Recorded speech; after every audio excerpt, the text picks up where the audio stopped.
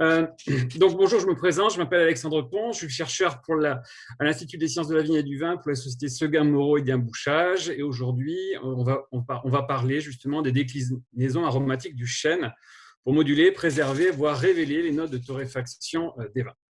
Alors en science, on a coutume de dire que l'innovation est aux organisations ce que l'évolution est aux organismes vivants, une nécessité, parfois une question de survie.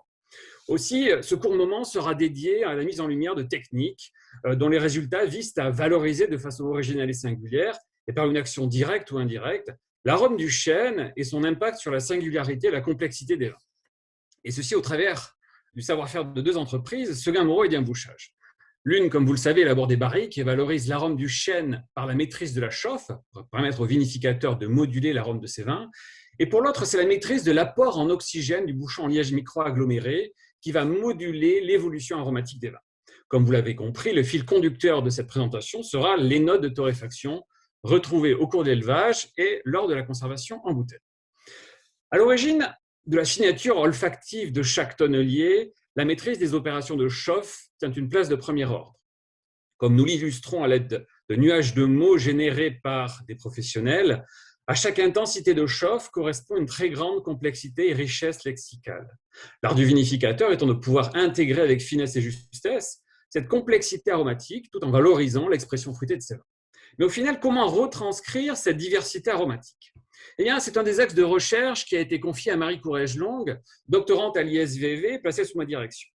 Il a permis d'aboutir à la création d'une roue des arômes spécifique au bois de chêne, grâce à laquelle il est possible d'illustrer le continuum sensoriel en lien avec l'intensité de la chauffe. Cette approche a été complétée par l'attribution, à titre bien sûr illustratif, d'une molécule ou d'une famille de molécules associées à chacun des descripteurs. Et comme vous pouvez l'observer sur cette roue, certaines odeurs font encore l'objet de travaux de recherche. Cet outil qui est en cours de finalisation sera à destination des professionnels et se doit d'être toujours en constante évolution, mise à jour justement selon les récentes découvertes. Et parmi toutes ces tonalités aromatiques, il en est une qui tient une place particulière en œnologie, plébiscitée par de nombreux vinificateurs et consommateurs. Il s'agit de l'arôme de torréfaction. Alors, cet arôme a été identifié dans les années 2000-2001 par Takatoshi Tominaga, qui travaillait à la faculté d'œnologie à l'époque. Cette molécule et ces arômes sont présents à la fois au cours de l'élevage et dans certaines conditions lors de la conservation en bouteille. Au cours de l'élevage, cette molécule est formée via la biotransformation d'un composé, le furfural, qui est produit pendant la chauffe.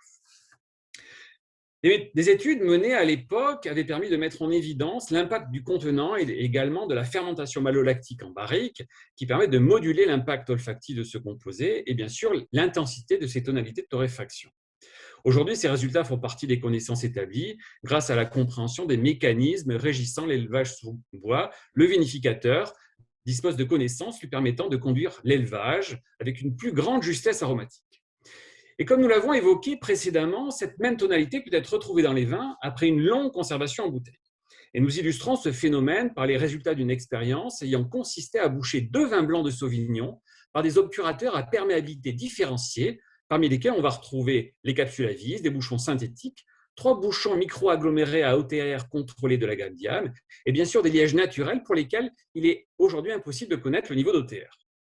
Le premier vin blanc a été élevé sur les fines et n'a pas vu de bois, tandis que le second a été élevé sous bois. Après 10 ans de conservation, nous avons quantifié le furfuriltiol dans ces vins. Tout d'abord, il est important de noter qu'après 10 années de conservation, le vin élevé sur lit présente des teneurs non négligeables en furfuriltiol, près de 17 nanogrammes par litre. Ces teneurs sont toutefois inférieures à celles retrouvées dans le vin ayant subi un élevage lors de son élaboration. Ensuite, le furfuriltiol est connu pour être assez instable dans les vins et nous montrons que l'OTR, le niveau d'OTR, impacte considérablement cette teneur. Au final, cette étude démontre qu'un obturateur dont l'OTR est à la fois faible et stable permet de favoriser la formation de ce composé dans les vins blancs tout en limitant sa dégradation dans ceux qui en étaient déjà pourvus, préservant ainsi le fruit du travail du vinificateur. Et au final, pour aller plus loin, et si cette thématique vous intéresse, alors bien sûr, je vous invite à assister à la soutenance de thèse de Marie qui aura lieu au mois de décembre. Et puis, je vous conseille également quelques lectures traitant notamment de l'OTR et de l'impact de l'OTR sur la qualité du vieillissement des vins blancs et des vins rouges. Je vous remercie.